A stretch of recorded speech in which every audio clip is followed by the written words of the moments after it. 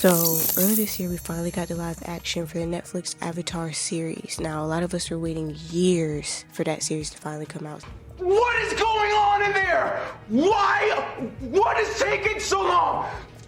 There was a lot of anticipation around the series, and for me, I was very optimistic, very open-minded, right? And in this video, I kind of want to go over why I feel like Netflix is kind of a adaptation fail. Now, before anybody gets their panties in the twist, let me explain, because I went through watching this series. I watched the series in one night, and there was a lot of mixed feelings. I had moments where I got emotional. Lieutenant gave me this.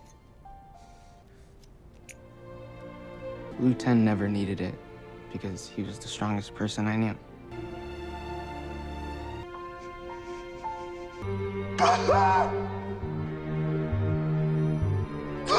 I had moments where I just flat out was bored.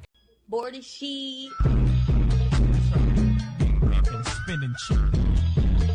And was just like, wow, this is it. And there are moments where I got a little bit frustrated too. And so I'm going to be talking about those feelings. I actually got to a point where I got so, like, I didn't necessarily, it's just like I felt numb after watching it, to where I didn't touch, and I still haven't really touched any Avatar since watching that series. I was just kind of like, okay, well, that was that. You know, I couldn't really process my feelings until we got the Toph announcement and also the season 2 announcement. Then after making that video, it kind of made me realize what my problem was with the series. And I think it's a lot of things that a lot of people have been feeling. And so I just kind of wanted to touch on that. The crazy thing was that watching the trailer, now leading up to watching the actual series, I reacted to the trailer, the official trailer.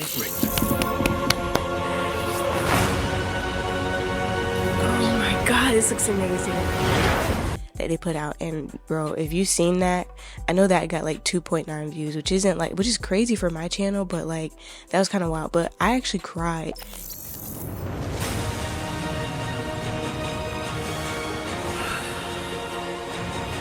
So I don't know about any of you, but I literally got chills watching this trailer.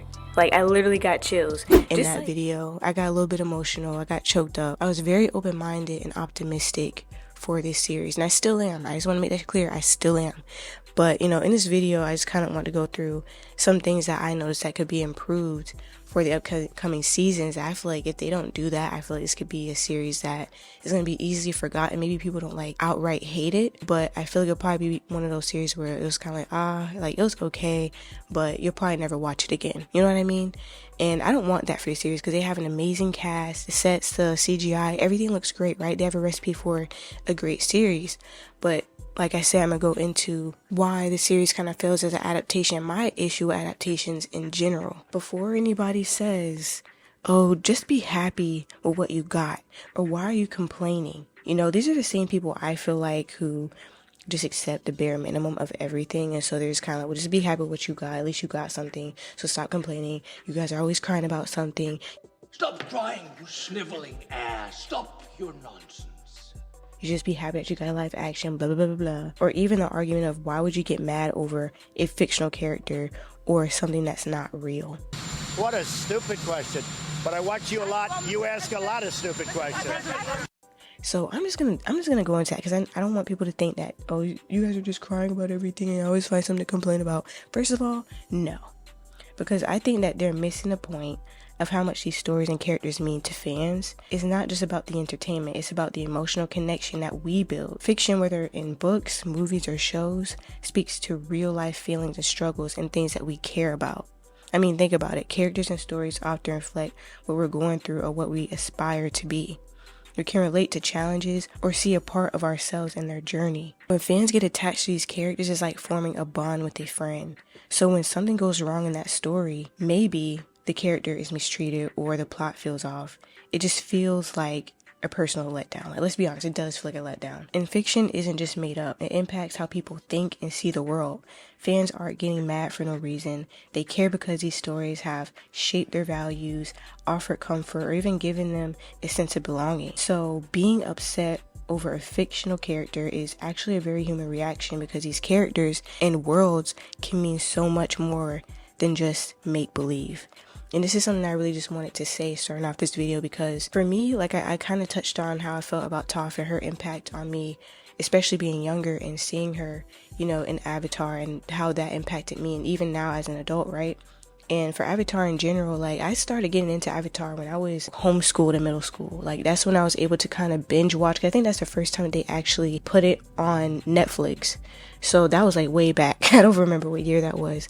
But during that time, it's like I can't even explain how comforting it was, how it really shaped how I saw myself and other people. And like I said, I don't really feel that way about just anything. I'm not one of those people that, you know, look for something to be comforting to me or anything like that. It's just one of those things that just happen. And that's why I have such a deep love for Avatar, and why I feel like I want to see this series, this live action, be successful to where I'm open for changes. Like I'm not one of those people that's like, oh, well, everything has to be the same. Like, no, I want to see different perspectives of these characters and how this series can impact me in a different way now as an adult. You know what I mean? And so Avatar to me is very near and dear and close to my heart. And to defend those people who, you know, may get a little bit, you know, upset, it's like, don't let people make you feel bad. And people who are making people feel bad, just because the show didn't have the same impact on you that it had on other people, doesn't mean that you should go out here and bash other people. Unless that person is being hateful, then I can see why, you know, because some people do take it a little bit too far. But in general, like, everybody has something that they're really fans about, whether it's a video game, a show, a movie, you know, whatever, even just like a regular celebrity that inspires them, whatever the case may be. You know, we're passionate about something. And for me, Avatar is something I'm really passionate about, but I just want to make it very clear that this is not a hate video. This is not something that I'm just going to be, you know, being an ass about or anything like that. Like, no, I'm just going to just voice my concerns and also what I think can make this series better, being a fan and watching the series so many times I lost count of it. I am invincible, I am woman. Brief intermission from editing me. I would first and foremost like to say I hope you're enjoying the video so far. I work really hard on putting these videos together. Fun fact is, I was actually editing this video in the middle of Hurricane Milton, literally. So I want to just kind of, you know, just say how much I love what I do here. I'm loving how I'm learning as I go making this content, and I really hope you guys are enjoying this video, and I hope you guys continue to watch it and enjoy it. And yeah, I hope that you like the video if you like it, and subscribe if you feel led to. Really hope you guys stick around as I get better at making these videos and talk about topics that I hope that a lot of people are interested in. With that being said, I'm blessed to be alive, and I hope you all are safe wherever you're at, and enjoy the rest of the video. So with that being said, I just want to go into what is an adaptation, because before we can actually talk about adaptations and what makes a good adaptation, so on and so forth, we have to know what an adaptation is. So an adaptation is a process of transforming a work from one medium, like a book, a comic, or animated series, into another while retaining core elements of the original series, like a movie or a TV show. This often involves translating a story, character, or themes from a book, comic, or animated series into live action films, television, or stage performances. Successful adaptations balance staying true to the source material's spirit while creatively reimagining elements to suit the new medium. Adaptations may modify pacing, tone, or visuals, but aim to evoke the same emotional response or narrative integrity of the original work. So although you can probably list off a bunch of adaptations that have failed miserably, because there are a lot of them, there are ones that are very successful, like The Lord of the Rings, the Harry Potter series, To Kill a Mockingbird, The Godfather, Gone with the Wind. Then you have the comic book adaptations like the Dark Knight trilogy, Spider-Man Into the Spider-Verse, Watchmen, and then TV adaptations like Game of Thrones, The Witcher, The Good Omens. They have the stage to film adaptations that are West Side Story, Les Memorables. They have video game adaptations, which, you know, these were absolutely, you know, really good in my opinion, you know, but The Last of Us and Arcane. Now these are actually really big right now, I think, especially Arcane. That's really been really good. But anyways, I just wanted to list off a couple of, you know, examples of good adaptations, so that we can look at what makes them work, what made them successful adaptations, because adaptations, I feel like, are not the easiest thing to pull off, but when you understand what makes them work, then it's easier to evaluate when something's a good adaptation versus when something isn't. My name is Aang, and I'm the Avatar. I ran away, but I'm back now.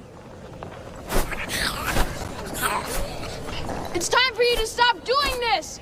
How is he doing that? I don't want to hurt anyone. What the fuck are you talking about, man?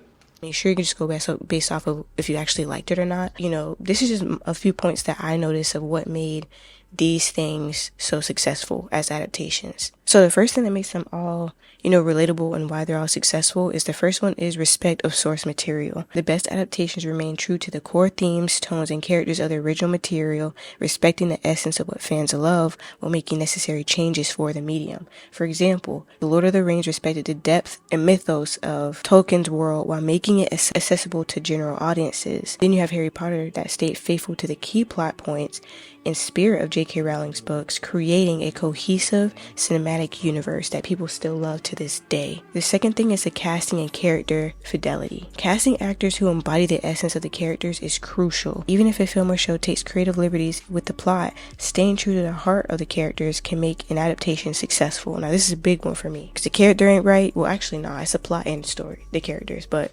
really you have to have both. Anyways, so examples of that would be The Godfather. For example, in The Godfather, the performance of Marlon Brando and Al Pacino are iconic, elevating the adaptation beyond the book. Then you have Spider-Man, Into the Spider-Verse. It brought a different version of Spider-Man to life, each true to their comic counterparts in personality and backstory. And I feel like that's why it was such a huge hit for so many people. Like, there's so many people that literally either became huge Spider-Man fans from that, or just really became fans of Marvel in general. Then you have high quality world building. Successful adaptations immerse viewers in the world of the original material, building detail, consistent settings that feel real and lived in. One of the hardest parts is adapting the story for the medium. Translating a story from one medium to another often requires structural changes. Great adaptations streamline or rearrange elements to suit the new format while maintaining the core narrative. The Lord of the Rings made necessary cuts to fit the story into 3 films and kept the major plot points and character arcs intact. The Dark Knight trilogy adjusted Batman's origin and condensed multiple comic book storylines, crafting a cinematic narrative that stands on its own. And then there's balancing fan expectations and new audiences. A successful adaptation balances and stays true to what the original fans love while making the story accessible to new viewers unfamiliar with the source material. Spider-Man Into the Spider-Verse brought in longtime fans with its comic book references while also appealing to new audiences with its fresh, approachable storyline. The Last of Us expanded on the emotional aspect of the video game, making it compelling to both fans and new viewers. The next point is strong direction and vision. Successful adaptations often have a strong directional vision that knows how to balance respect for the source with the demands of the new medium. Directors and showrunners with a deep understanding of the material can guide the adaptation towards success. Peter Jackson's clear vision of The Lord of the Rings ensured that the films retained the iconic scale and the emotional depth of the books. Christopher Nolan's vision of the Dark Knight trilogy elevated it beyond standard superhero films, blending crime drama with comic lore. And then there's emotional resonance. Great adaptations capture the heart of the story, ensuring that the themes, characters, relationships, and the stakes resonate with the viewers in the same way as the original. The Last of Us carried the emotional weight of the game's relationships with the HBO series, making the narrative compelling for all the audiences. So to summarize all this and just make this clear cut, and what made all these adaptations successful is respect for the core themes, strong visual representation, skilled cast and directing, adapting but not recreating, that's a big one, and emotional depth. So you might be wondering, okay, why does all this matter? And the reason is I just want to make a clear picture of why successful adaptations are successful. And then, so now I can talk about why Avatar kind of falls short as an adaptation. And also how I feel like it can improve for season 2 onward. So the first issue that I find is the pacing, the exposition, and emotional pacing. I think that obviously in successful adaptations like Lord of the Rings and The Witcher, the emotional pacing is very crucial. And unlike the animated series, which I'm talking about Avatar, which unfolds characters, revelations, or world building organically, that the live action I feel like tends to front load information, which reduces the emotional impact. For example, revealing Aang's identity in the war too early, I think it sacrifices the character driven discovery that was pivotal in the original series. And honestly, I feel like this is the main thing that I noticed that would really bother me was the pacing. And the reason why I feel like this is important is because the pacing is what really got us connected to the world, the characters, actually understand what was going on, you know what I mean? I feel like it also really affects how us viewers connect with the narrative and the characters. I think that the biggest thing that really, like, of course I noticed when we're introduced to Aang and Katara and these things, like, it was like, okay, well, that's cool. But the biggest thing that really showed that there's a pacing issue for me is in episode 3, Amashu, and the fact that we're introduced to so many characters at once.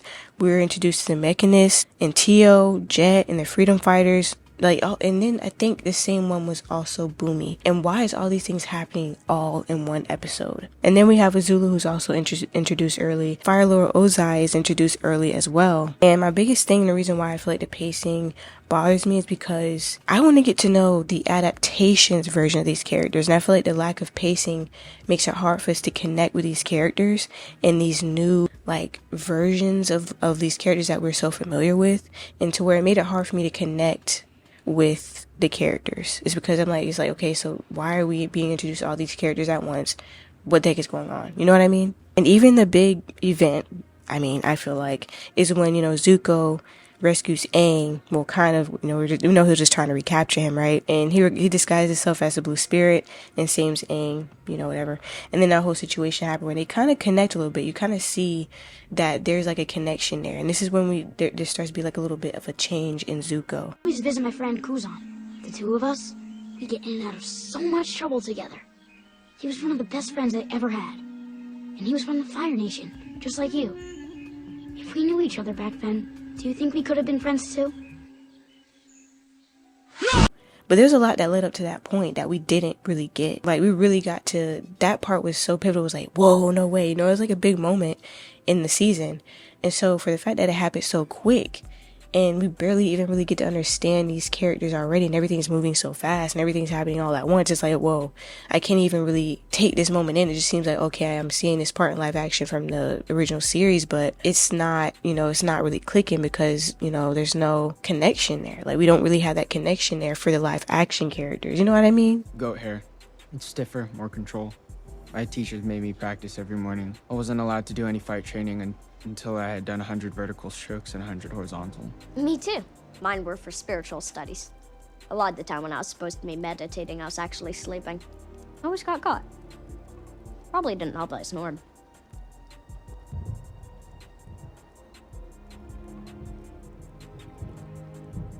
And this leads me to the another issue, which was the character depth and development.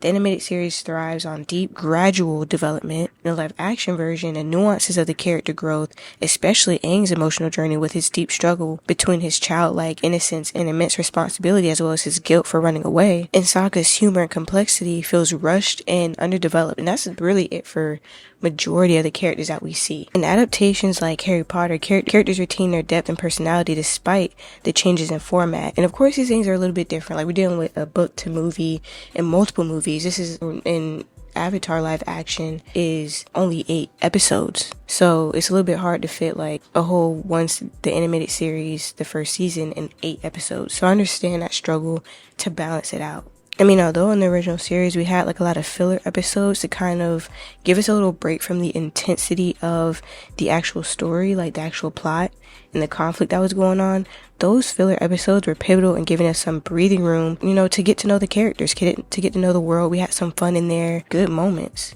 to give us a chance to explore, the world, to get closer to the characters. In these filler episodes, you can call them filler, but they were really done with intention. Like the Tale of Ba Sing Se was a really good episode because it really highlighted, Toph and who she is. And even though she's a strong person, she had an emotional moment because of being kind of picked on in that moment.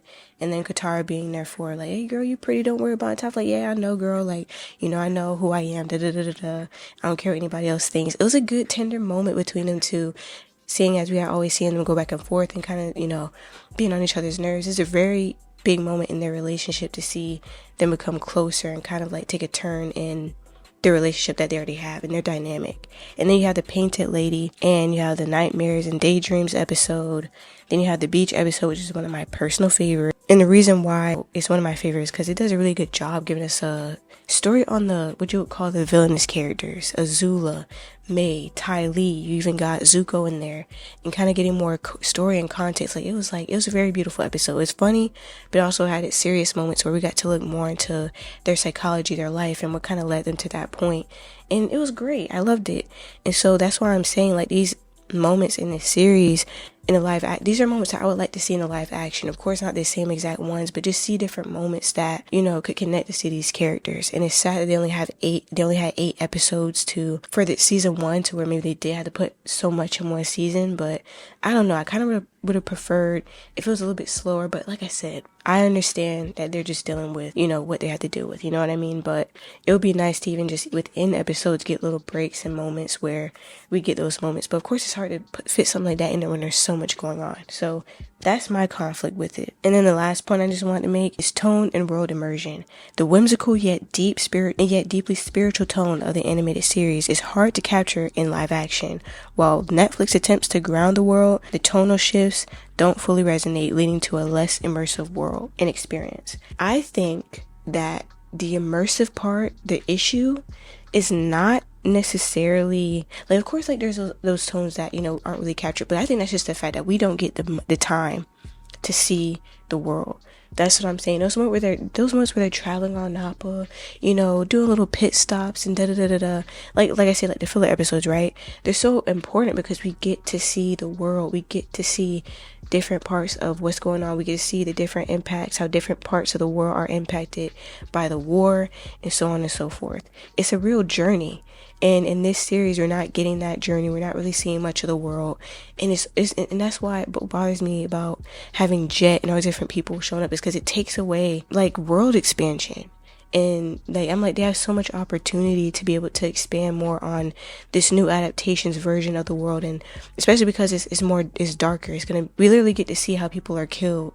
You know what I mean? That's kind of wild. And like seeing how things are more, like, a more intense in real life version of the, animated series. And it's sad that they don't really have the opportunity to really immerse us in this world in a different way than we got from the animated series. And I think that is because they don't have enough episodes. They don't have enough time. And I feel like if they had the time, we'll probably get more of that. I'm not saying we need a lot of filler. I'm just saying that we need some breathing room.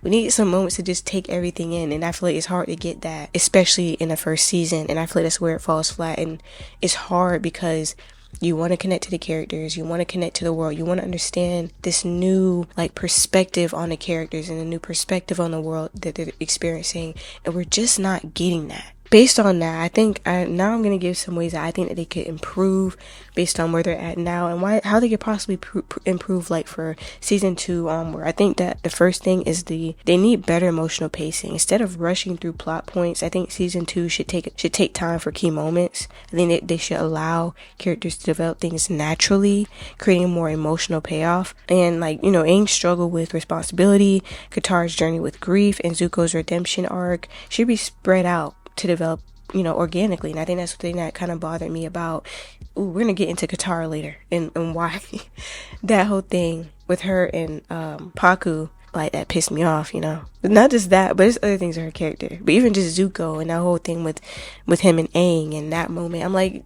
you know what I mean? Like, there's no breathing room. It's like, yeah, we know that this stuff happened in the original, sorry, but we're watching the adaptation. I want the adaptations. I just need that time. You know what I mean? And unfortunately, the emotional pacing is, I think, pretty bad in season 1. So I think that one way that they can fix it is just more emotional pacing. They should revamp the character dynamics, strengthen the core relationships, like Sokka's humor and Katara's maternal instincts. I think we could actually get enough of that in the show, actually. I think that's really all we really get is that nice, loving version of her in this adaptation so far. And then Zuko's complexity should be given more screen time. I can't express that enough. And then there should be focus on deepening the team's dynamic to mirror the emotional bond that was the cornerstone of the animated series. That's another thing too. It just seems like they're just Aang, Katara, Sokka. It just seems like they're just we're just together to save the world, but they don't really have that family thing. Like, we haven't seen that. And that's the thing too. It's kind of weird is that by the, like, even before season 1 was over, like, we could kind of see that growth happening, right? But now it just seems like they're just going to one place after the next, one thing after the next. We're not really seeing, like, of course they're cool with each other, but we're not seeing that, like, that same character dynamic development that we saw before, which is, you know, like I said, like, and you probably get tired of me, but it's the pacing of the show that's the issue. And then another thing that a lot of people are saying, we already kind of knew this one because it was already talked about, but the tone. I think they need to shift the tone. I think they need to strike a better balance between the show's serious themes and its inherent lightheartedness. The animated series succeeded in blending humor, drama, and action, and the live action adaptation should attempt a similar tone balance to engage a wider audience. I don't feel like it's really a big deal, but like seeing as where they're already at in season 1, they're trying to fit in that humor.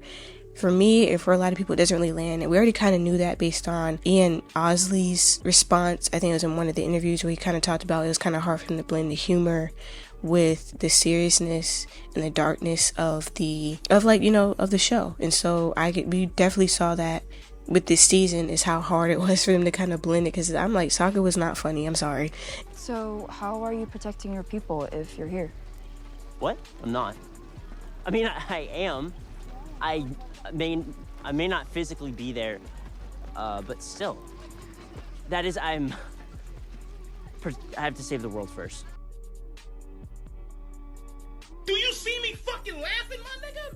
And there are a lot of funny moments that weren't funny to me at all. You know what I mean? But I can appreciate them for trying to fit in that same kind of sort of humor from the original series to that, but I feel like they just don't match. I feel like for this series, they need a different type of humor. Like, we've seen different movies and shows or whatever that have a deep, like, they have a seriousness to them, but they're able to fit in humor, but I feel like the humor has to be in a different way. And so I think they just need to shift the way they're trying to implement the humor, and I think that it would be alright. And even if we're comparing it to original series, I don't ever really want to compare it to that, because, like, think about it, like the original series with a cartoon with the animation, there are different ways to implement humor, you know, in the animation. You can pretty much do whatever expression or tone, whatever you want. It's easier. You know, in the live action, that's what makes it a little bit harder, is because it is more real life. So you can't just, you know what I mean? Like, it's definitely more difficult. So I understand that struggle there. That's why I'm not being too hard on them. I'm not really trying to compare it too much with their original series, because, you know, it's animation. Of course, it's going to be easier for them to kind of balance that out. And the last thing is creative expansions. Instead of just remaking the animated series, season 2 should expand on lesser known elements. For instance, more insight into the Fire Nation's internal politics, or delve into the air nomad culture would enrich the world and improve new material for both fans and newcomers. And I think what I was just trying to say there is just like giving us different perspective. I think they're already kind of trying to give us more insight into the Fire Nation's internal politics, which is why we might have been introduced to Azula and Fire Lord Ozai so early on, is because we can get more of the insight into their inner politics. We've seen glimpses of that in the live action. I mean, not a live action, but the original series.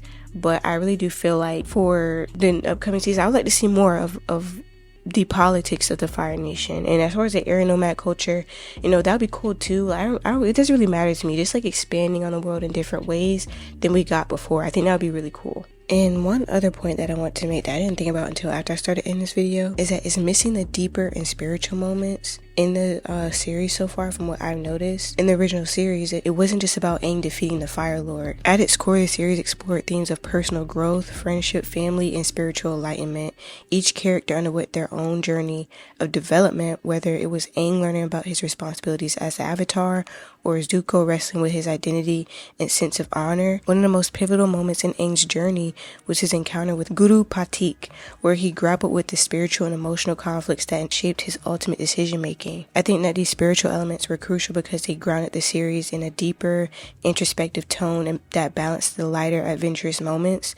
The show was tackling internal growth alongside external battles, giving the story complexity that resonated emotionally with the fans. At least that's my opinion, and why I feel like this element of spirituality is so important to keep within even a live action. I feel like without these layers, the intricate spirituality and personal struggles, the Avatar world loses its heart. I think that even though the live action adaptation, while aiming for a darker tone, runs the risk of losing these core messages if it neglects to fully explore these deeper spiritual themes, focusing too heavily on external conflict without the internal growth and emotional journey of the characters, and it strips away too much of what made the original series so powerful. In my opinion, I think that in order to preserve the essence of Avatar, the live action series needs to honor this balance between action, personal transformation, and spiritual enlightenment. Otherwise, the core of the story risks feeling hollow, and the emotional depth that the fans loved could be lost in translation.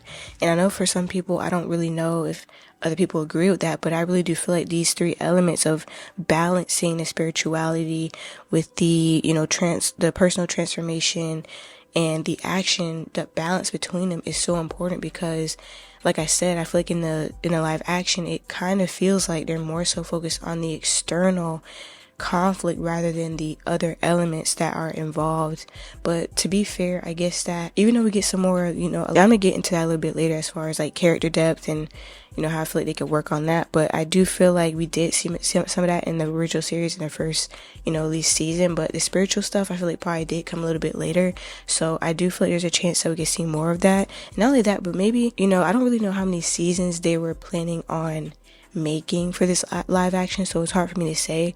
But I'm guessing that maybe in later seasons, hopefully the pacing slows down a bit and they're able to have more time to include these other elements of the show. Otherwise, I feel like if they keep focusing only on the external battle, the conflict, I think that, I don't know, I just feel like I don't really think that it's the best idea. I think that trying to balance everything else out really helps to give the character and the story more depth than it just being in a battle. But basically, wrapping up this whole part about, why I feel like Avatar kind of fails at being an adaptation is just because I feel like the most important things that make it, although they have like pretty much a recipe for the perfect adaptation, right? Like all the things that I listed before, they pretty much have those things down. But I feel like the most important things that they're missing is the core thing that makes adaptations work, like pacing and emotional pacing and character depth and development. And I don't think I put this part in there, but also the storytelling I feel like could be better.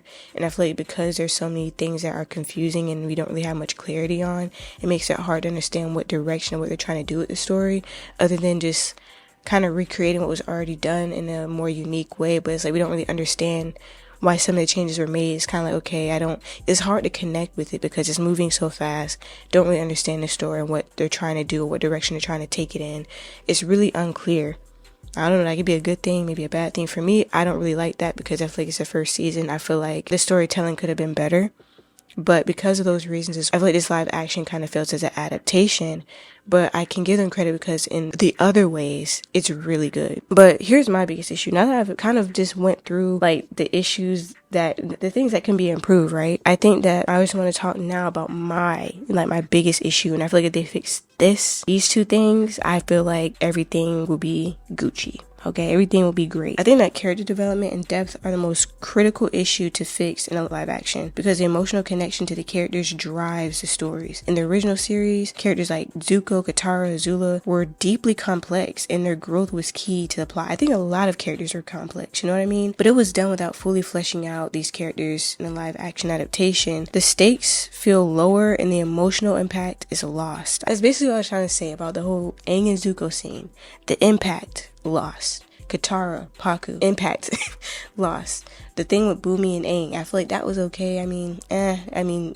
We'll get into that. Just like different moments like that were supposed to have a bigger impact, emotional impact, really didn't do anything. So it makes me question, what direction are they trying to take this series? I don't get it. But like I said, I don't want to get too ahead of myself. Fans loved, including me, we love Avatar for its character-driven storyline, like its storytelling. And if the live-action series rushes or simplifies these characters, it risks alienating both old fans and new viewers. Proper development would not only strengthen each character's journey, but also improve world building, making the conflicts and stakes feel more real. And like I said, this is the biggest thing for me is the character development and the storytelling. And I feel like that's where this is majorly, it's lacking, in my opinion. And I feel like if they could fix this, it would be great. But I feel like right now, it's kind of a letdown because I think the connection that I personally want to feel, I'm not feeling that with the storyline or the characters. Because with the storyline, I'm like, okay, I see these changes or these adjustments are made in adaptation, but I'm not understanding why it's changed. I'm not understanding why certain things are the way they are. I'm not saying that to give us like a drawn out thing, like a deep in-depth thing, but I'm like, I feel like the flow and pacing and the storytelling and the development for me is just lacking. Everything's just moving too fast. But I think if they are able to fix it in the upcoming seasons, I think that they'll be able to create a deeper, more engaging story arc and a richer connection with the audience. I think the characters are, you know, obviously the heart of Avatar. Like, that's the whole point. I feel like, you know, yeah, the conflict is, you know, oh, Fire Lords, I gotta fight the Fire Lord, defeat the Fire Lord, you know, right? But the thing that really made us love the show is the characters. And I feel like that's with anything. Like, your connection with the characters and also the storytelling is everything. Alright, so with all that being said, I want to really go into the characters, my issue with them, and how they could probably improve, but also address what I would have liked to see from these characters. Like, just in general, like my wish, my desire of what I want to experience from these characters. And the first character I want to talk about was actually Azula. Yes, we defeated you for all time. You will never rise from the ashes of your shame and humiliation. I feel like my issue with Azula is that she lacks the cutthroat, savage, and scary traits that made her such an iconic villain. She's also funny too, but like I said, it's not really a big deal. My thing is that she's not very scary at all. You must select one. No, I'm done. Azula, stop playing games. I'm not the one playing games. This is your last chance. Fight or fail. No. You dare!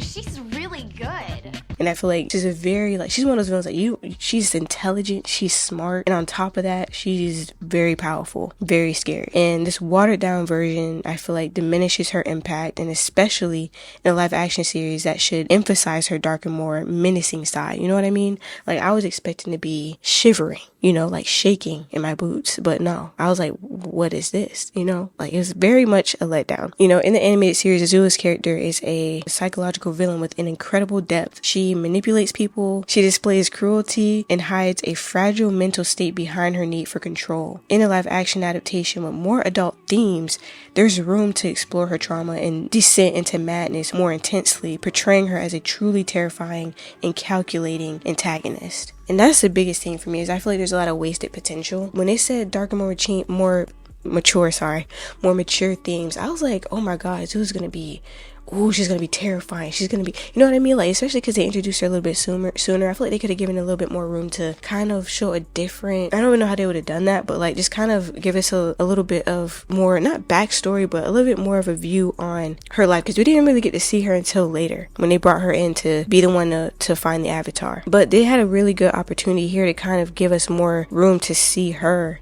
You know what I mean? Because they introduced her early, so why not get a different perspective or more context on her as a character or something like that? Like, a different kind of perspective, right? But we didn't really get that. And also, it's like they're trying to play it safe with her character or something. It's like, she's not scary. She's not really threatening, in my opinion. I feel like they water her down. And I don't really know what direction they're trying to go in with her character. But I think that based on what they've already shown us, I think that one way that they can improve it is delve deeper into her childhood and relationship with Ozai to show how she became so twisted, instead of merely being power hungry, and adding more psychological depth to her drive for perfection could heighten the tension. You know what I mean? Like, I want to understand and see her on a deeper level, because in the animated series, I know we couldn't really get that deep. And if you read the comic books, you get a little bit more context, right? But in the live action, they have so much opportunity to really delve deeper into her psychology psychology, into like just how messed up she is, you know what I mean? And I feel like so far we have not gotten any of that. This could go into the actress herself. Azula has very, very deep psychological issues, right? Like she, like I mentioned before, like she is a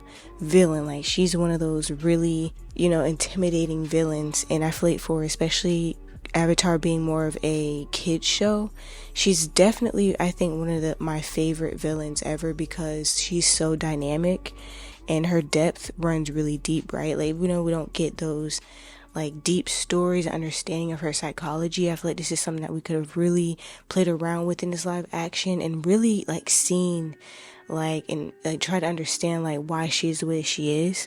And what makes her so intimidating is the fact that she is mentally unstable. Like, you know what I mean? And she doesn't really have any lines drawn. Like, she's willing to do whatever it takes to be successful. And also, not only that, but I would have loved to get more information on her upbringing and what made her like the way that she is. I understand she has mommy issues. Like, she's one of those type, you know what I mean? Like, she got mommy issues. And I think that's one thing that we all know about her, that we've learned about her in the original series. Well, yes, I guess you're right. I don't have sob stories like all of you. I could sit here and complain how our mom liked Zuko more than me, but I don't really care. My own mother thought I was a monster. She was right, of course, but it still hurt. And I would have loved to get more information on just like her in general. Like, she's a very interesting character that I feel like they could have definitely played around with more to get more information. And it's sad that they dropped the ball on it, it seems like. Like I said, we still have more seasons to go to see what they do with it. But I feel like there's so much that they could do with her, because there's so much that I feel like so many people are curious about. She's personally, aside from Toph, she's definitely my favorite character. And for me, I just feel like they could do more. I hope that they, going forward, do more with her character. So this kind of brings me into addressing the controversy around Mai and Azula. I just want to caution people ahead of time, like if you get triggered or offended easily, you probably don't want to watch this part. But for me, I'm just going to be honest about what I have noticed from this casting. Now, for me, I'm not here to body shame nobody. I'm not here to do any of that. I'm really not that type of person. But I feel like it's also for people to understand that for you to state something that's obvious, that's pretty obvious, especially if you're not trying to be rude or nasty about it, what's wrong with saying it? For me personally, I'm like, as long as you're not rude about it, it's whatever. I think we all kind of noticed that the young lady who's playing Azula does not have the body type that Azula has. She's shorter, she's, you know, has more flesh on her. I don't say the F word, because I feel like that right there is disrespectful. You know, I don't want to say she's overweight because I don't know her situation, but what I'll say is that her body type is clearly different than what we have seen from Azula. Like, her body type, right, it really does not matter. It doesn't matter how she looks, but I feel like it's not wrong for noticing that it's different. It's nothing wrong with that, because it's a different feel, or even I've heard just Mai too, right? I don't agree with everything that people say, and I feel like a lot of it is mean, but yeah, it looks different, it feels different. If we're being honest about it, it does look and feel different. Like, for me, all that matters is how they portray the character, and I feel like for both, I don't really like both. Not because of the physical appearance, but because of the characters, the acting and like how they portray the characters. I'm not a huge fan of. I feel like it could be better, especially like I said, for it to be a show that's supposed to be more intense and things like that. I feel like they should have had somebody who could play a more intense role, because Mai is intense and Azula is intense, and they really just give me just maybe like an angry teenage girl type of vibe, and not really too threatening, whereas their characters are intimidating. They are scary. They're people, you look at them and you know you don't want to mess with them. So for me, it's not so much about their appearance, it's about the fact that they are not portrayed the way I feel like they should be, and that's my issue. But I did want to say that for somebody to realize or recognize the changes in how they look and all that kind of stuff, I'm like, that's understandable. Like, obviously that's not what we're used to seeing. For me, when I look at them, I'm like, they kind of remind me of that episode in Avatar, the original series, where they go and see that play that's kind of reenacting their whole like journey, right? And then like how some of the people who are casted as them like either don't look like them, or you know what I mean? It's kind of like a satire. It's really funny, right? But for me, it didn't feel like they're the original. It seemed like they were just somebody cosplaying as the characters. That's what I would say. It feels more like a cosplay than them actually taking these characters and really embodying it and really going, like, really portraying those deep, dark, themes that they already have. Like, that's the point, right? And so that's the thing that I do not like about these characters. And I think a lot of people don't like the Azula casting, and I think there's nothing wrong with people feeling that way. I don't feel like I don't feel it. I don't really see it. Maybe we'll get a different perspective of her later. And not only that, but I just also want to bring up, I was thinking and debating whether or not I should add this in the video, but basically in Holes, Shia LaBeouf, if anybody knows, he played the main character in that movie. But that movie is based on an actual book, a novel, and the character that he plays was actually supposed to be overweight. And I was watching an interview with him in it, and also some of the directors and writers and stuff, and they were mentioning how they decided to go with Shia LaBeouf, and they decided not to cast somebody overweight. They decided not to cast somebody like a kid to gain weight, you know what I mean? Like, because it's a lot on like a young adult or like a kid to have to gain weight and then drop it, or have a kid that's already overweight and lose weight, throughout the movie. So they just decided to cast somebody who was already, at a healthy weight, I guess you could say, even though I feel like that kind of feels wrong, but it's not, I'm just being honest.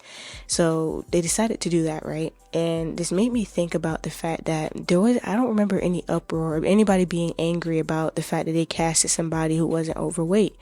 I actually remember reading the book and I completely forgot that the character was overweight. And it could either be the fact that, this is a guy, nobody really cares, and a dude swaps like that with a guy. Like, if it was a girl, it'd be a problem. It's a guy, that's a different conversation, even though I feel like that's kind of valid. But what I'm trying to say is that I feel like they wrote the character in the movie so well to where you didn't even notice it. You know what I mean? You didn't notice the fact that, oh crap, they didn't make him overweight. You know what I mean? Like those little things that they change. Even though it's a book, it's like, okay, yeah, that's easily something to overlook, rather than an animated series being turned into live action. We actually see what the original character looked like. I get that. But what I'm saying is, when it comes to May and Azula, I feel like even though their body physiques and their body type is different and things like that, I feel like it wouldn't be as big of a deal to people, right? Even though it feels different, because let's be honest, when you see a character and they're kind of changed in you take an animated character, turn it into live action, and you look at the live action version, it doesn't match what you are what you're like used to seeing, right? Like body weight and stuff like that, those are different. Like, you're gonna notice those changes, and it is gonna feel different for you experiencing this other representation of this character, right? That's natural. And so what I'm trying to say is that, like, I feel like because the writing isn't the best and the portrayal of the character is not well, you could say that, we can blame the writing for the fact that these changes didn't really sit well. I guess you could make that argument that it could be the writing, because I think it could be the writing too, because maybe if the writing was better, and even the acting, but I feel like the acting too, it kind of goes hand in hand. I feel like both of them are lacking. If the acting and the writing was better, I don't feel like it would be as big of a deal for people. People could get over the fact that, okay, they look different, but they're playing this role and it's good. And so I'm not going to complain because it's actually good. You know what I mean? Like, people, like, what's to get mad about? They're representing the character well, the writing is good, so there's nothing to complain about. But when it's good when you don't even think about the fact that is different, that this person looks different, or whatever the case may be, because the writing's so good. And so I would say this is another instance of why storytelling and the acting and stuff like that, or mainly storytelling, is an issue. The acting, could be better for these particular characters, don't get me wrong, but it's definitely a writing and storytelling issue when it comes to these characters. And it's sad to see, because they could do so. I was so excited to see these characters, especially Azula and her friends, because let's be honest, they are intimidating, they are good at what they do, they're great, like, you know what I mean? Like, they defeated Team Avatar how many times, you know what I mean? And so they're a huge threat, and I feel like we're all let down because we see them and it's like, bro, what is this? This is and it's okay for people to feel that way. It just doesn't feel like Azula, it doesn't feel like May, it doesn't feel like even Ty Lee. I actually thought about this. I was like, you know what, Ty Lee, I don't like that casting either. None of it feels right because of the writing, because of the acting, because maybe it's the people that they casted. It could be all of those things, but that's just my personal opinion.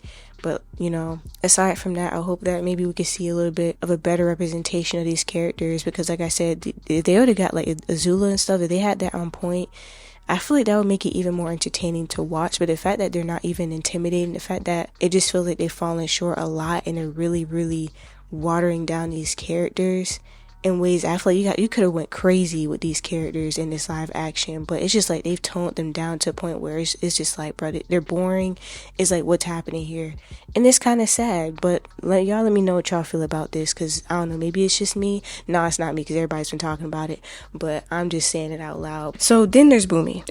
We're introduced to Bumi in episode 3 in Umashu. Pretty much Aang already knows who he is before the trial begins, so that whole trial thing, like, Aang already knows who he is. I'm not bothered by that. I think my issue is that the whole thing of Aang, you abandoned a storyline is a strong foundation, because I think that's a cool different perspective to get from Bumi. The execution of Bumi's character lacks the balance between his eccentric and wise nature, and I think that in some ways it kind of felt weird in the show. Like, it's kind of a little bit, for me it was a little bit awkward, but it wasn't like terrible. I was like, okay. It was kind of weird to see this different portrayal of him, you know, like being more of a bitter person. And I think that one thing that they could do to fix it, maybe to make it better, is just they could lean more into the more eccentric part of his character, but also exploring more of the depths, you know, of his relationship with Aang and also the past. But this is what I wrote before. This is my perception before, because my perception has changed. So that's what I used to think. But now that I think about it, I think that the shift in Bumi's character in the Netflix live action, I think that it personally makes sense. Rather than being a quirky, lighthearted figure like what we're used to from Bumi, and taking more of a serious tone, and the show taking more heavier themes, and I think this works. I think it makes him more grounded, gives him more a grounded approach. I think the live action series focuses on because it focuses on a darker theme and more mature tones, than capturing in the original. Bumi's eccentricity, while charming in the animated series, may not fit well in the live action. I think that's why it kind of feels a little bit awkward, in the live action, is to see him still getting that weird quirkiness, which is nothing wrong with that, right? But I feel like I get why they wanted to go with more of a darker tone. In the post-World War, his character is more shaped by the trauma and loss he experienced due to Aang's disappearance. This change emphasizes the cost of war and Aang's abandonment of his people, and making Bumi's seriousness more authentic to the gravity of the situation. The added depth to Bumi's resentment makes sense because he actually lived through the Fire Nation's invasion without his best friend by his side, with him being the Avatar, and that bitterness provides more emotional weight. So I can definitely see that, and the way that it could work in a live action is, I think that this shift allows Bumi's role to expand as a reflection of the serious consequences Aang's choices had on people he left behind. It definitely underscores the emotional stakes of the story. I think that this version of Bumi is more directly tied to Aang's arc of dealing with consequences of his past actions. Aang's failure to protect his people in his absence during the Fire Nation invasion have left deep scars on characters like Bumi, and this creates a more complex dynamic between the two, allowing for more potential future revelations where they reconcile the differences in a meaningful way. In the original series, Bumi was still pretty much the same as he used to be, so Aang felt like he had an old friend that reminded him of the world he once knew. However, in the live action, it's not so sweet. He's faced with how his mistakes have impacted others. Bumi is over 100 years old at this point. He was able to see how things used to be and has experienced and lived through the war, and how things have changed, and how had Aang been there, things could have been different. So Aang gets to see with his own eyes the consequences of his own actions, and how the war has changed his once goofy and eccentric friend into a bitter and resentful person. And that's why I kind of had a perspective change, because it's kind of I know that we kind of could see in the original how Bumi, even though he has the laugh and the goofiness, and he also had this serious side to him, and he also had, he has a story there that's painful. He had to live through all that stuff, but yet even still, he was still there for his friend. He never really, he didn't really try to make Aang feel bad. In the end of the day, he was like, you're still my friend or whatever, you know what I mean? And so in a live action, we get kind of the opposite of that, where it's just kind of bro, you weren't here, you know what I mean? And I had to go through all this by myself. It was kind of cool to see this different perspective, because it does feed into that darker tone and mature, themes and everything, but also this different perspective is also what I kind of wanted to see from Bumi, is to see this, because in Aang, he kind of had that comfort being oh, he's still my friend, even despite all this, I still have him as my friend. But in this case, now he's faced with, dang, my friend used to be like this and that, and now he's like this because of what I did. Whereas Aang was kind of a little bit sheltered from that part of Bumi because of the fact that Bumi was so welcoming and loving towards him. So I like this change, actually. But I think this just offers us a great opportunity to see how their friendship, their relationship is addressed later, and I think it'll also give us a little bit of insight in Bumi's story as far as what he experienced during the war, and I kind of like that. I like the idea of being able to explore that part of Bumi. And then there's Katara. Now this I was very let down. In this series, I think she lacks the fierceness and the fire that she had in the original series, especially when standing against Paku and her growth from a nourishing figure to a fierce warrior. It feels lost because of how they're portraying her, and the fact that even the battle with Paku didn't really even seem too impactful because of the portrayal of her character. I think that the scene between her and Paku could have been a defining moment for her character, her asserting herself as a warrior in training, but it was mishandled. And this is a big issue for me because the scene where Katara challenges Master Paku to a duel in the animated series was pivotal for her character development because it showcased her growth from being a nurturing, compassionate figure to a fierce and determined warrior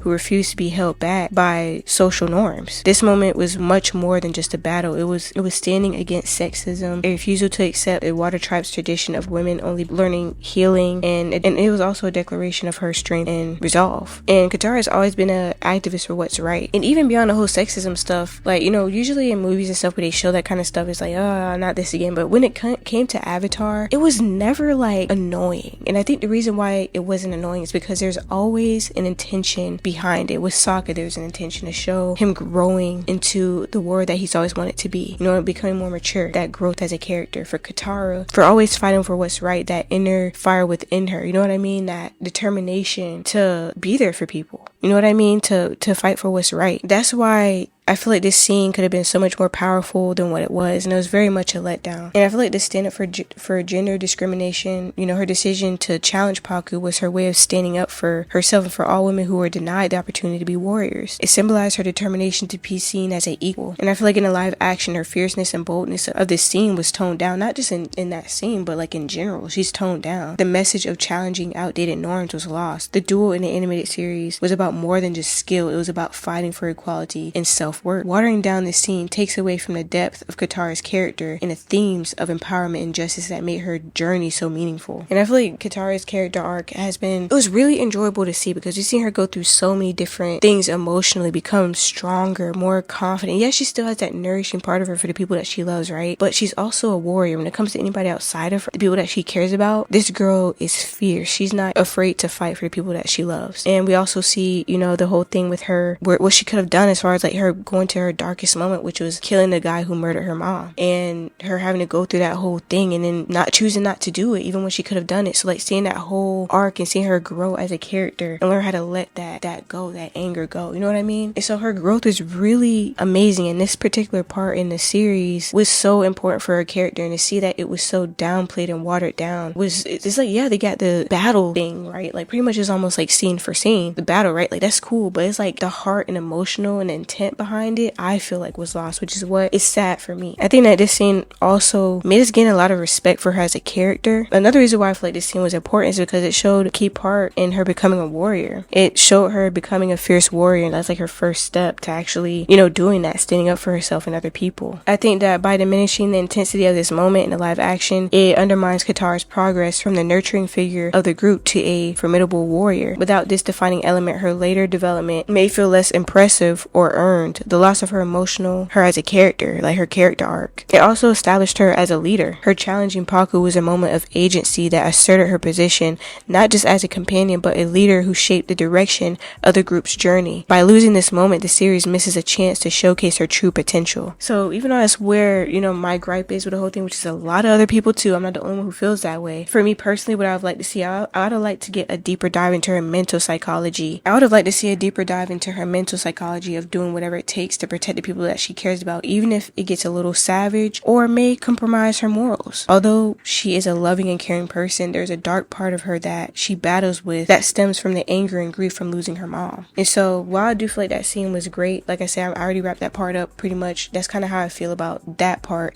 But as a character, this is what I would like to have seen from her. This darker part of her where she's battling these different emotions. It's supposed to be a darker theme, more mature. You would think that Katara would have had a more darker undertone. Katara over the time in the series reveals more of her darkness because of her mother's murder.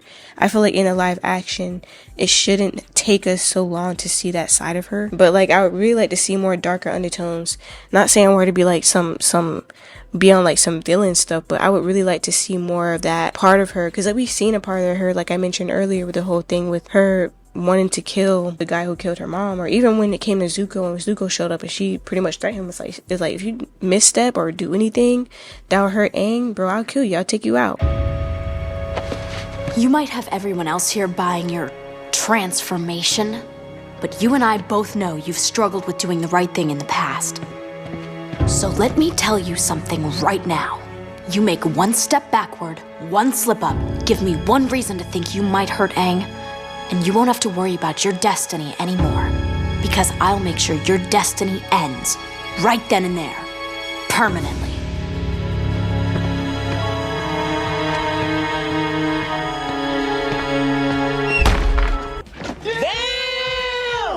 And I feel like if they did this type of arc with her, giving her a more darker undertone, and seeing more of that inner struggle within herself, that kind of, you know, comes out, like maybe at times or whatever, but like, you know, obviously have the progression of her dealing with these things within herself. And also, if she were to have met her mom's killer, would she have forgiven him?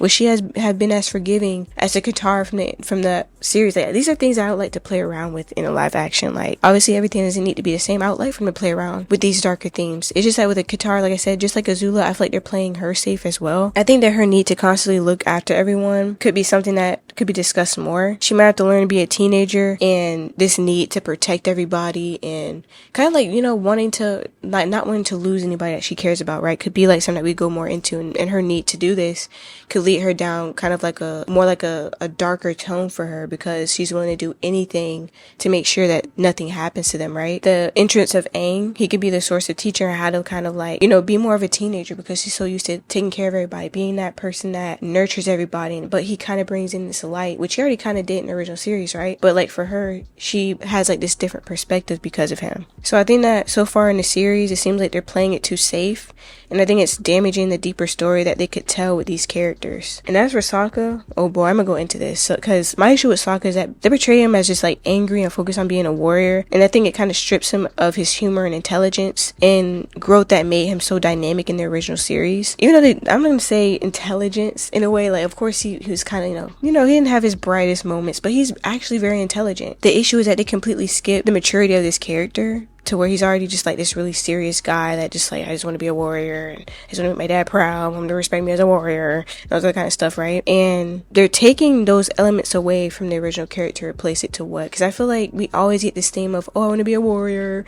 I want to get respect, and it's kind of like, okay, but Sokka's character was more than that. And I feel like in the series, I feel like the two main things they focus on is the fact that he feels inadequate and feels a lot of self-doubt, largely driven by his father's newfound lack of confidence in him and his skills, and also the fact that he's not totally sure of his place in the world, which is something that we kind of already seen in live action too. But these are kind of like the only things that we are seeing right now from his character. I just feel like they kind of made his character boring. That's how I'm just gonna be honest. I feel like he's kind of a boring character. I think that Sokka's development from an immature, goofy boy to a serious, strategic leader was a key part of the animated series. His humor was important because it masked his insecurities about his role as a bender. It seems like they're leaning more into a serious portrayal of him, which I'm not mad at that. I think that that's cool. So I honestly think that the idea of Sokka being unsure of himself due to his past failures or lack of formal training could be a compelling way to show his growth into the confident warrior and strategist that fans know from the original series. But honestly, the way that it's being done is boring. It's vague. Because we've already seen that kind of from him, and we've already seen that and that theme in like many other movies and so on and so forth. And I think that this version of him is a lot less interesting. It makes his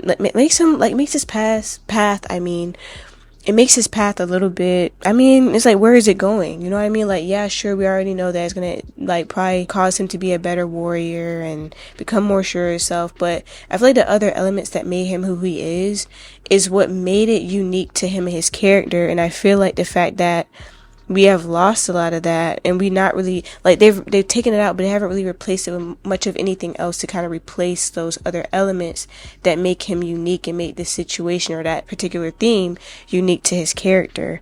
And I read it, I was looking at, because I was kind of wondering anybody, like, what other perspectives were out there, and I think this person pretty much summarized it perfectly. And I'll also be leaving this as a link because it said a lot of stuff in this one post. I feel like made a lot of points. But if you're interested, I'll leave the link down below. And he says, basically, I think the live action Sokka is a blander, less interesting version of the character who doesn't really have a well-defined or interesting arc. Lacks the clear path of maturation, growth that makes the animation character interesting and gets praised by multiple characters who tell him how great he is or express romantic interest with him without actually knowing anything to justify it. In the animated show, his wins feel very earned because he works hard for them. Getting humble along the way shows a willingness to learn and isn't just being told that he's great. And the reason why I like this response is the fact that it's true. It's like, I mean, we'll talk about Suki in a little bit, but like even that whole situation was really weird. And like I said, a lot of things that Sokka had a lot of humbling moments, and I feel like those moments were the moments that helped him to grow. And skipping that whole maturity arc and not really replacing it with anything else outside of just like the typical, oh, you're doubting yourself and it doesn't really replace it with anything else that has substance. So I think that's what makes him a little less interesting, even though you could say his arc may not have been maybe as intricate or as deep, even though I don't even know if I really even agree with that, as maybe like say Zuko or, you know, somebody like that. I still feel like his arc was very respectable, and it was something that I feel like a lot of people could really respect and actually like. I actually liked his arc. It was nice. Like, it was satisfying because, like I said, his wins were well earned. And even like, I think that's the thing that kind of made me upset is when the Mechanist came in. I feel like that was really when Sokka got his time to shine and show his intellect. And I feel like even though we kind of gotten a little bit of that in the live action, I feel like it really doesn't, it's not as compelling as before because Sokka's the only one in the group that doesn't have a power. He doesn't, not power, but he's not a bender. So it's like, you know, he's always had to kind of overcompensate, you know, or, you know, he kind of had to do with whatever. But like when he met the Mechanist, somebody who was kind of similar to him as he wants to be kind of like an engineer, he really got to shine and show people that, hey, I may not have bending abilities, but I'm a strategist. I can be this warrior that I want to be. And that was a really pivotal part of his journey to be able to become more confident in himself. And that really led to other experiences, like for example when he went out and actually made he got the training that he needed and he was able to make the sword and everything. That was a cool moment, it was like just a moment for him, you know what I mean? And that was like such a mature moment for him that it's like, it's wow, right?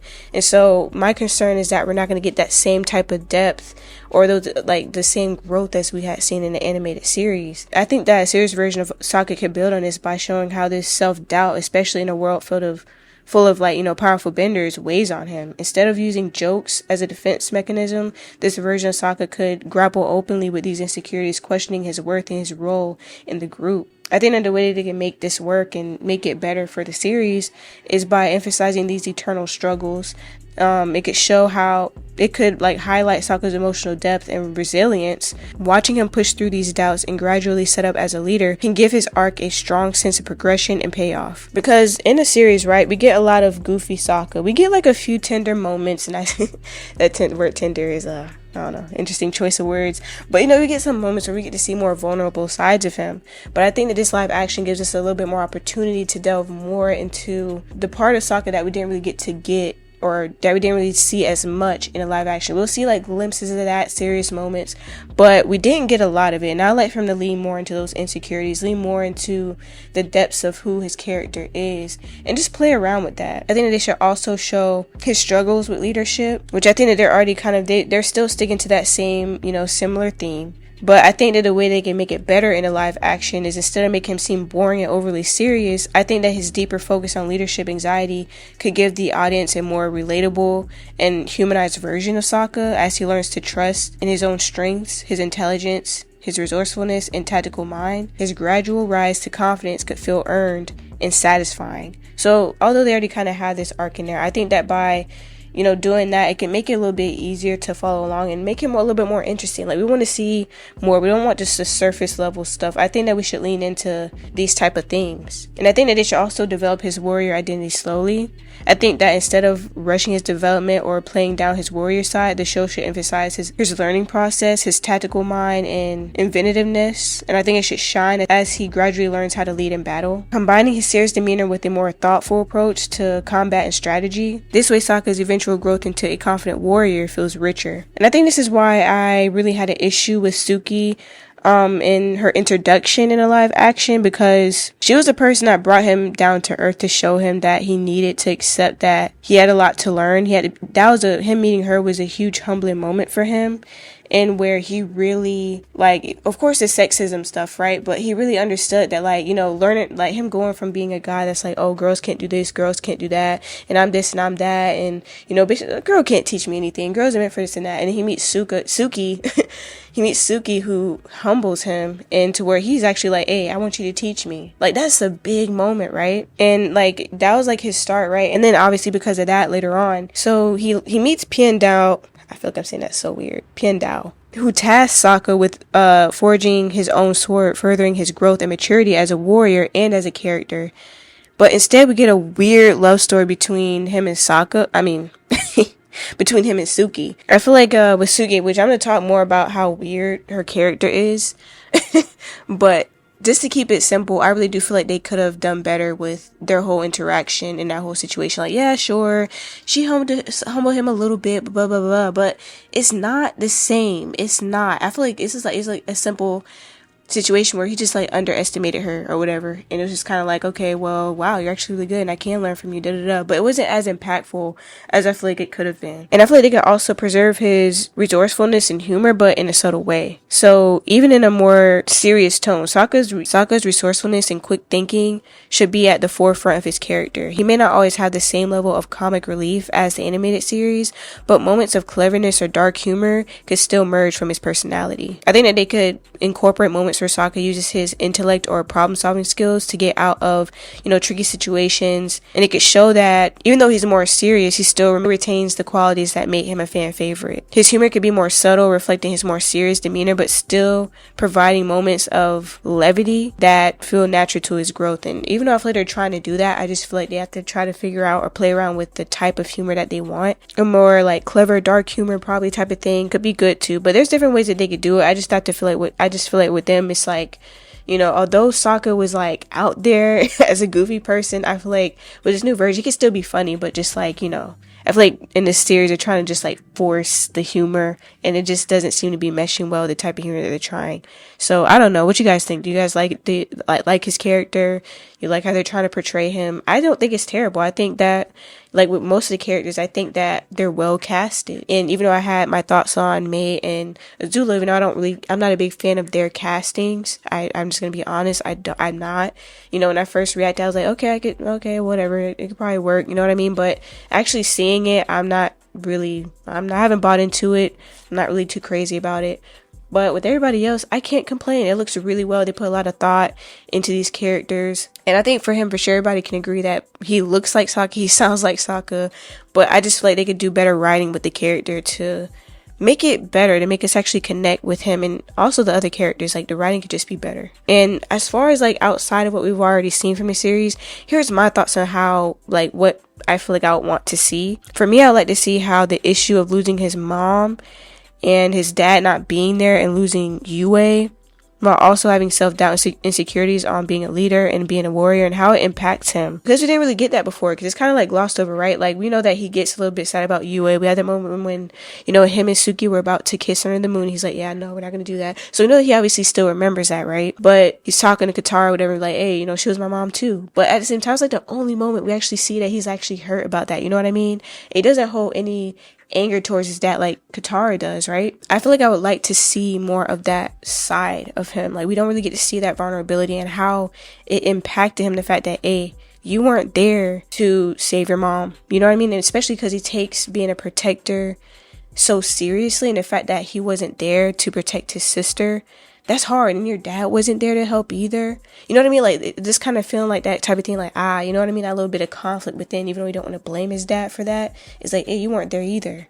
And nor was his dad really there to train him like that either. He had to kind of figure things out for himself. And also the fact that he wasn't really able to protect Katara either, because Katara was the one who found the mom, like found out that what happened to the mom. Like he wasn't the first one to know that. So I like to see the conflicting feelings of wanting his dad's approval, but also harboring some resentment for his dad for not being there when they needed him. Because we didn't really get this perspective from him either. Like he wasn't really there to train him either. He kind of had to figure things out. It's almost like, yeah, they're helping to fight the war, but what about him? What about Katara? You know, there's nobody there to protect the village while they're away. You know what I mean? Like, just like there's certain things like that, right? This could lead into a more mental thing for him, fearing not being able to save everyone. His own dad couldn't save his mom. He couldn't save his mom. He could barely save their village. And he wasn't able to save Yue either. So I feel like this would be an interesting arc of like, I have these people I care about. I failed before, you know what I mean? And of course, it's kind of almost like, I know I kind of mentioned a similar situation with Katara, but the difference is that Sokka has always been pretty serious about protecting others and being being a leader, being the one that can protect the village. We've seen that. And so I think for him, it'll take a different type of turn, and where it's like, dang, like I don't want to lose anybody, and I feel like I have to protect everybody. It's my responsibility to keep everybody alive.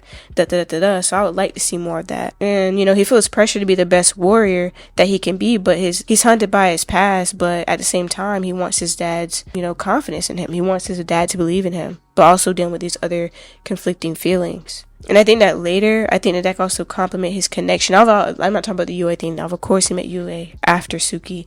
But I would like to see later how that connection would work with him and Suki. So I wonder how that would, like, that type of arc, how that would have made his connection with Suki. I think it would have made it a little bit more complicated, because he might fear of caring for her and getting too close to her. I think that Suki could be the person that wakes him up from his mentality and helping to put him on a journey to become the warrior that he has always wanted to be. Kind of like in the original, but I think that she'll have a much bigger impact on him if they went in this direction. And not just their relationship, but just in general on both of their character arcs. So I'll get more into that as we go on. I think that it would be cool if his journey was more progressive as he learns how to deal with his grief and regret from his past mistakes, and he learns to let them go. And along the way, he becomes more of a confident warrior and leader. Yeah, I think this would be a more interesting character arc for Sokka, in my opinion. Like I said, this is a side of him that we haven't seen before. This is a perspective that I would love to see and explore more. And as far as like how losing Yue would fit into this whole thing, I mean, I'll just leave that up. I did have a theory here, but I'm just like, either it'll make him stronger or maybe it'll make him regress for a little bit and then bounce back. I don't really know, but I feel like this character arc would be so cool to follow, especially because we're dealing with darker themes. Yeah, I would love to see how this works out. And as far as Suki, oh my god, they drained her too, the same as they watered her down and drained her personality, just like they did with Katara. I think that Suki's character was reduced to a typical girl interested in boy trope, stripping away her independence and fierceness. The addition of her mother being in charge, feel like it was an unnecessary gender swap as well. I did want to mention that. I don't see the point. And this is why I mean, like, they make changes, but the changes don't really make any sense. They don't make sense. And this is one of the ones that I don't understand. And at first I was like, I don't really care at the fact that they want to add another woman, right? It's okay, who cares? Gender swap, okay, whatever. I just don't see the point. I don't see the point in Suki having a mom. I don't see the point in them gender swapping. I don't see a point in it, and it really adds no value. All I know is that Suki is not the same Suki. Like, I don't even know what the heck is going on. I don't get the character. Like I said, it just seems like another one of those girl interested in a boy type of things. And, you know, Suki was, in the animated series, was always an independent, skilled warrior and leader. And she was also very focused too. And her role as the head of the Kyoshi Warriors was a crucial part of her identity. I think that the way that they can improve, though, is I think that Suki should be portrayed as more than a love interest in Sokka, because it seems like they're just focusing on the fact that she's a love interest. And I don't like that. I think that keeping her strong, independent nature and showing more of her leadership skills would allow her character to stand on her own rather than relying on Sokka's girl narrative. And I think this is what the original series did great. And I'm like, that's something I didn't feel like they really need to change, because it's kind of like she is just like the girls in the Avatar universe are respectable. Like they carry their own. They're not relying upon anybody. Like they're not like her whole storyline was not around Sokka at all. Like, in fact, they kind of made each other better in different ways. You know what I mean? Like, So the fact that they watered her down to such a point, like the fact that she was sitting there watching him, like, oh my god, he's got his shirt off, you know, like that whole thing is like that. The whole way that she was just like reacting to him is like, bro, who is this? This is not Suki. Like Suki is not over here fiending over a whole dude right now. Like what the heck is happening? And so that's the thing that kind of made me mad. It's kind of like it just seemed like they just took away that fierceness. And although Suki and their relationship was very sweet, like I said, she was independent. She had, you know, her own thing. Like she wasn't constantly chasing him down and all this other kind of stuff, or like creeping on him or whatever the heck was happening in the live action. She was minding her own business and doing what she had to do. You know what I mean? Like she was doing her own thing, focused on, you know, what really mattered. And so I think for me personally, outside of what they've already done in the series, what I would have liked to see personally, I think that we could get some type of backstory to Suki that would express how she became so dedicated to her life, dedicate her life to the Kyoshi warriors, going to like her personal journey that made her such a fierce and skilled warrior. Like even though we kind of get the book and everything, the comic, if you've seen it, but like I said, this series seems like it's more so for the fans and also for people who have never really seen it before. So this is really giving them the opportunity to kind of play around with it. I'm not saying they got to go deep into the story, right? But at least establish some type of backstory, even if it's kind of brief, just giving us a little bit of something. I think it'd be cool to kind of get an understanding of like what made her dedicate her life to being a Kyoshi warrior, and exploring what made her the fierce warrior that she is, giving her more depth that fits the tone and narrative. I think that her perspective being a warrior that Sokka has always wanted to be could be something that bridges them together, and her being of value outside of being a romantic interest. She can be portrayed as a character of value on her own with her own motivations and ambitions. For instance, being sheltered on Kyoshi Island might not align with her personal goals. She might feel destined to make a larger impact on the world, and Team Avatar showing up is her opportunity to do that, which adds to her interest in Sokka. They're both warriors. She sees something in him that he doesn't see, and Sokka sees something in her that he wants to be, especially with her wanting to face the outside world and her seeing it as her duty. Sokka admires her for embodying what he strives to become, a warrior with purpose and confidence. I think that Sokka could be the reality of what comes with being a warrior in the outside world and the cost of it. But Suki could serve as a source of light for him, helping him to see beyond the burdens and find purpose and hope in their fight. Their bond could then evolve as equals, each reflecting a different aspect of what it means to be a warrior, ultimately deepening both character arcs. And I think that this would be so golden if we could get, you know, a storyline like that where both of them are like kind of showing different perspectives, right? And he's kind of like, okay, so she's putting herself out here in danger. She's willing to go out here in this world and risking it all, but why? And then she's looking at him like, you know, in an admirable way, like, you know, he's out, like he's been out there, he knows what it's like, you know what I mean? So they have like these different perspectives that they kind of like learn from, and she could be like that, you know, that light to show him that, you know, there's more hope, you know what I mean? Like, don't look at what you've lost, you know, all those things have happened, but this is exactly why you fight, so that people don't have to experience that. And so just giving him a different perspective, and it could even be deeper than that, I don't know, but I think that'd be a cool different perspective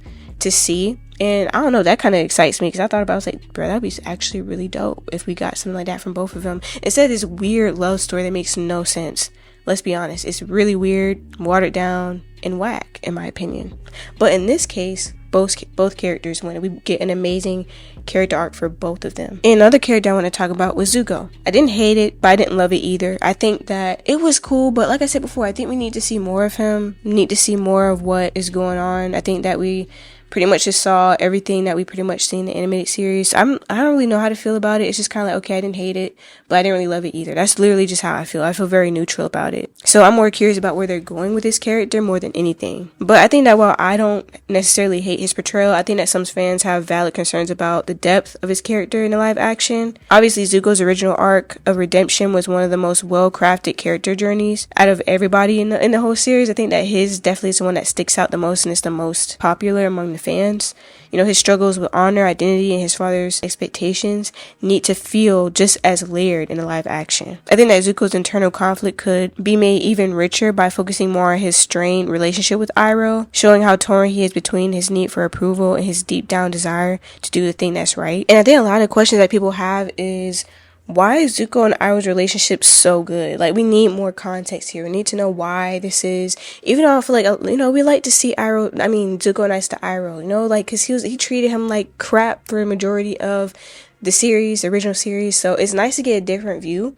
But like I said, a lot of these different views, a lot of these different perspectives that's happening in the live action, I feel like just need more context. They need we need to understand what's happening. I feel like we kind of see it, but it's kind of okay, but why is that? You know what I mean? Like, and I feel like that's where the series, the changes that are being made, or even the things that they're keeping the same, it's just like, it just all needs to fit together. And I feel like not all of it really fits because the story and the pacing is just so weird and off. But even with that, I think Iroh's lack of personality is something that bothers me as well. You know, Iroh's serious tone in the live action series strips away the warmth and the wisdom that made him so beloved. Iroh's mix of laid back humor and deep wisdom was central to his role as Zuko's mentor. His lighthearted moments make the serious ones more impactful. But even though I feel like this isn't a bad thing, like I said, we're dealing with darker tones and all that, like I said over and over again in this video. So it makes sense that he'll be more serious. Like, obviously him being a humorous person, more lighthearted, things like that, it contributed, you know, even though he was went through a lot of painful things. And so the fact that he was still able to find love and joy and humor in life I think was a big staple for him as a character, because it's like, it shows how like he didn't allow that to impact who he is and to take away that. Because I think that's what made him even more wise, is that, yeah, I went through all that stuff, but I didn't allow that to dictate who I am or to, you know, make me into this angry person. In the live action, although he seems more serious, I would like to get, I don't know, like, I understand, I would like to see more of like why he is the way that he is. Maybe we're gonna get more backstory on his son and how that really impacted him, and maybe he's, in this live action, he's kind of handling it differently than what we're used to. So maybe he may be finding a little bit harder to, because, like, you know, I wouldn't be mad at that, you know, obviously. And I know some people may disagree or agree with the fact that he made his character seems a little bit boring. I know that they did try to make him seem a little bit more, have a little bit more humor and stuff like that. Even though he's a little bit more serious, on the serious side, he still has that wisdom type of, you know, wisdom, and also the type of humor. And I know some people might agree or disagree with that, because I know they still give him the humor. I know they still give him the wisdom. It's just kind of in a different way. I just kind of find it a little bit boring. That's just my opinion.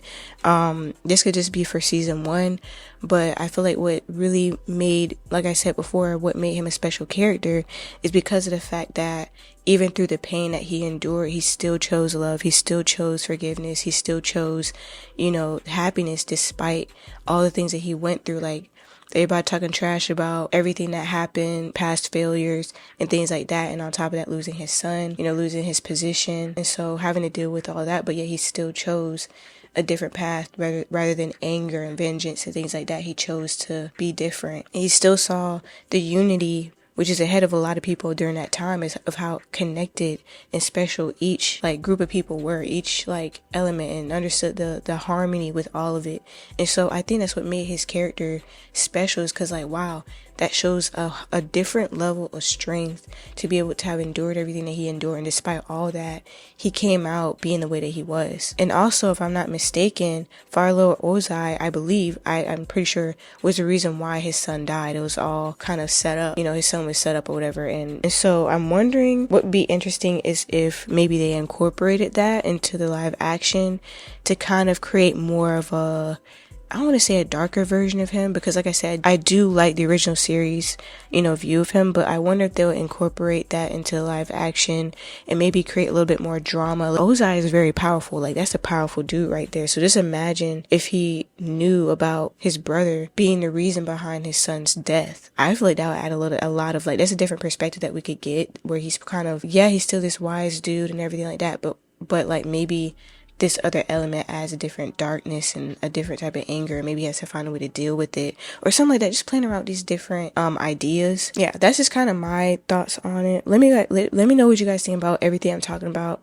And if you guys have any ideas of things that you would like to see from these characters. I know these are just me just talking. I know they already kind of had whatever they have going on, but this is just personally what I would have liked to see. I'm pretty sure I could wrap this up just to say that my general issue is just the storytelling, like I said before, and the character development. The storytelling feels rushed, with the characters being underdeveloped or introduced poorly, lacking the depth of the original series. And even though I'm saying I don't want people to get mad when I keep bringing up the original series, but it's important. It's an adaptation. And like I said, the important elements that the adaptation has, I feel like the live action misses, which are the most pivotal things. And the character like development and depth is one of the most, important things that they're missing. I know I've already mentioned the whole list, but like I really do feel like if they could get the characters and the storytelling right, that this could be a really, really good adaptation. But the pacing of the original Avatar allowed characters to grow naturally. Each character was given enough time to reveal their complexities. The live action series seems to rush it and leave the viewers feeling disconnected. At least I feel disconnected, and I think that's why I reacted the way I did after watching the first season, is because I felt disconnected from it. But I think that slowing down the pacing and focusing on reintroducing each character with more depth would help, giving characters more room to breathe, allowing flashbacks or personal moments would allow the audience to connect with them in this new version, of the characters that we see. But I feel like these fixes, they're not hard things to fix. I feel like it's just a matter of just brushing up on some things in the following seasons. So like I said earlier in the video, I'm not here to bash the series. I actually really do believe in the series and the people behind it. And I know the series could be better, and I think that's where my disappointment came in and a little bit of the frustration. They have an amazing cast and crew and sets and everything. I think it would be great. Like I said, I'm optimistic. I think that there's so much that they could do with the adaptation when it comes to Avatar, that it's just kind of like I'm open to whatever it is that they're trying to do. I just really hope that the next seasons they fix some of the mistakes that they made in the first one. But there have been a few changes since the release of the first season. The showrunner stepped down and was replaced with Christine Boylan and Jabbar Rizani. They will now executive produce the Netflix series through its second and third seasons, while Kim will remain as the executive producer. Albert Kim stepped down as the showrunner of live action, and this change could be a significant impact on the series, especially as it heads into the next 2 seasons. So Kim's departure marks the end of his involvement as a creative leader, although he will remain an executive producer. And his reason for doing this comes after the intensive multi-year development of the show, and he has signed on to work on other projects, including the Percy Jackson series for Disney+. As for Christine Boylan and Jabbar Rizani, they will now helm the series, bring the new creative perspectives. Boylan has a history in genre TV with credits like The Punisher and Cloak and Dagger, while Rizani's VFX and directing background includes Lost in Space and Stranger Things, 2 of my favorite shows.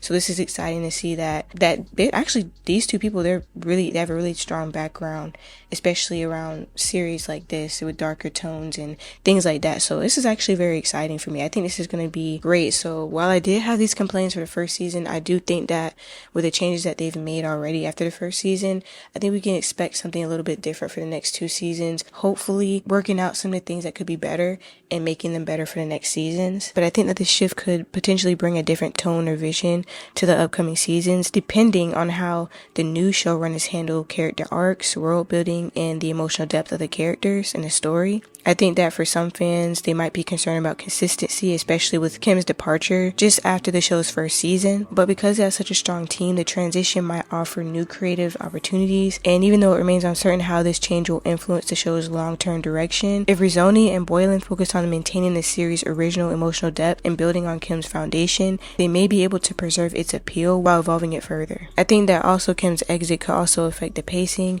or storyline choices in the future seasons, and fans might be keen to see whether these changes help or hinder the series' ability to meet the higher expectations set by the original animated series. That part's debatable. I think that for the most part, like me, a lot of people are pretty much open-minded and optimistic, and for the most part I've seen a lot of positive reviews, but I think the same issues and the same things that I've noticed, even though it's not like we straight up hate it, there's a lot of people that are like, well, okay, you got a great start, I'm open-minded, but these are the things that they probably need to change for the next upcoming seasons. And what I've noticed about the team that's behind this live action is that they're really great listeners and they understand what we want and what we don't want. And I'm really grateful for that because they took out the time to develop this. They didn't just whip it up and toss it out to us to just have like a fast money grab or try to make money off of it. They took their time with it.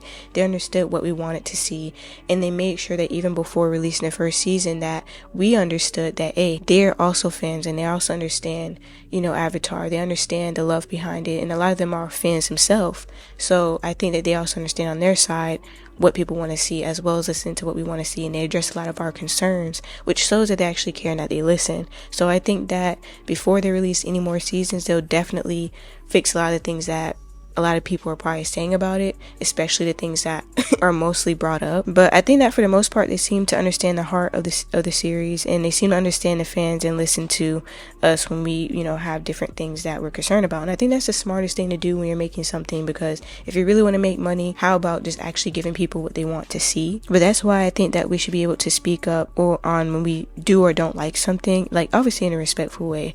But I think that we don't have to be silent and just take whatever we're given. And I think that that's why I kind of talked about in the beginning, like, you should be able to voice how you feel, and not everybody's going to agree, and that's fine. But we should be able to voice how we feel, because this is how we get things to be changed, to be made better. And that's as fans, especially people who are really connected to the series and we understand it. And it's for us. The series is supposed to be for us, right? We should be able to speak up and say, okay, I like this, but I think this could be better. And we should be able to talk about it. So I think that honestly being silent and just kind of dealing with what you're given is kind of a disservice to yourself and other fans, and also to showrunners. I know that not everybody is brave enough to speak up about when they don't like something, but I think especially seeing other people discussing this topic, there are a lot of people tuning in, and I feel like it's because a lot of people have their concerns as well. Maybe you might not express it, but they definitely see it and notice it as well. So I think that my thing is just definitely don't be afraid to voice your opinion, because your voice does matter, and sometimes they are listening. And in this case, I really do feel like they're listening to us when it comes to this live action and trying to make it great for all the fans, and even people who may just be being introduced to Avatar, who may not have really been like real big fans in the past, but maybe because it's live action, they really start to get into it. And I think that honestly, I feel like we'll see a lot of changes for the upcoming season that will fix a lot of the issues that a lot of people have been bringing up. But anyways, with that being said, let me know what you guys want to see, and also if you like the series and there's no complaints, let me know your perspective as well, because you know, life would be boring if we all agreed on everything. And I would just love to get different perspectives or other, you know, ideas on how to make it better, or even some ideas of like when it comes to characters and their stories and different things that you would like to see. Just let me know what you guys think. And yeah, I'll see you guys in my next video. I think I finished 2 scripts already. I'm working on another one. I'll have a bunch of videos out. I have a lot of things I want to talk about, but stay tuned for that, and take care. Shut up, I'm gonna phone Robin. You left me for somebody else. Now I left me for some. Shut up, I'm gonna phone Robin.